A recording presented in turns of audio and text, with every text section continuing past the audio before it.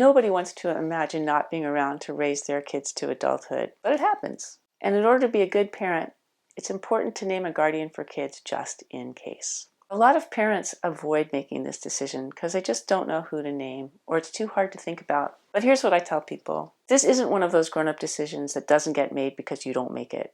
The only thing that happens is somebody else makes it. You give up control over this really important thing. Because if you die and you have a minor child under the age of 18, somebody has to be appointed as the guardian for that child. And a judge makes that decision if you don't. And that judge doesn't know your mother-in-law, doesn't know your brother's wife, doesn't know that your sister has all white carpeting. So even though it's a really hard decision to make, you're the best one to make it. So in today's video, we're going to talk about how to appoint a guardian for minor children. Hey, I'm Liza Hanks, and welcome to my channel. I've spent 20 years as an estate planning attorney, and I know for certain that you have enough financial savvy and education right now to get this job done right. Don't let yourself be intimidated or overwhelmed by attorneys or by the estate planning process. You've got this. The way to name a guardian for minor children is generally to nominate a guardian in your will. Some states allow you just to write that down on a piece of paper, but generally this is done as part of a more formal will. So that's how you do it. That isn't really the problem for most people. It's who to name and how to come up with that person. So here's what I would suggest. Sit down and make a list of 10 things that are really important to you about this guardian, and then rank them because they aren't going to all be of equal importance. And then think of people that you love, that your children love, and make a list of people as possible guardians. One good way to do this is with your partner or your husband, is to each of you go to the separate corners of the room and make your own list of 10 people that might be good guardians for your kids, and then see where there's a crossover. Or as one of my more cynical lawyer friends once said, just cross off everybody on the list who isn't going to be good, and then there'll be one person left.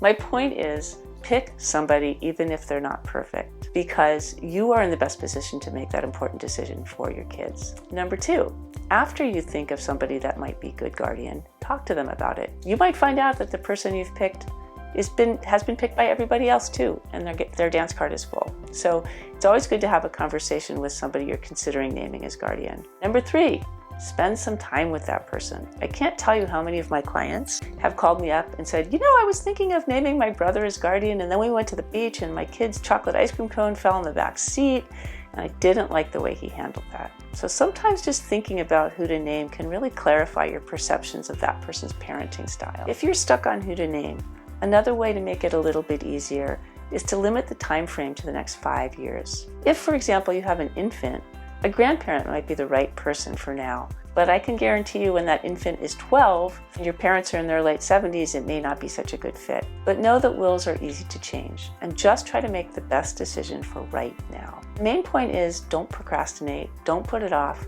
and don't make a decision just because it isn't perfect. We all hope that your kids grow up to be adults and that this never comes to pass. But it's like an earthquake kit. You put it together because the people you love, you want to protect them in case the worst happens. Another good idea is if your kids are older, ask them who they would feel comfortable being with if you couldn't raise them. You might find out that a particular favorite uncle would be a good fit. You might find out, especially as your kids get older, that staying in their school is really important to them, and then you might want to think about family friends who are in the same school district as you are. You don't have to name a family member. What you have to do is pick somebody that you trust to raise your children until they're adults. Now that you know a little bit about how to name a guardian for minor children and why it's so important, you might have other estate planning questions. If you do, please download my guide for a list of the 10 estate planning tips that I think every woman should know, and sign up for my newsletter to get more information about my online courses, upcoming videos, and other events. This guide is all about educating and empowering women, so don't feel overwhelmed or intimidated by estate planning. So download the guide in the link below. Also be sure to watch this video next, where I talk about additional estate planning tips for women. Go there, and I'll see you there.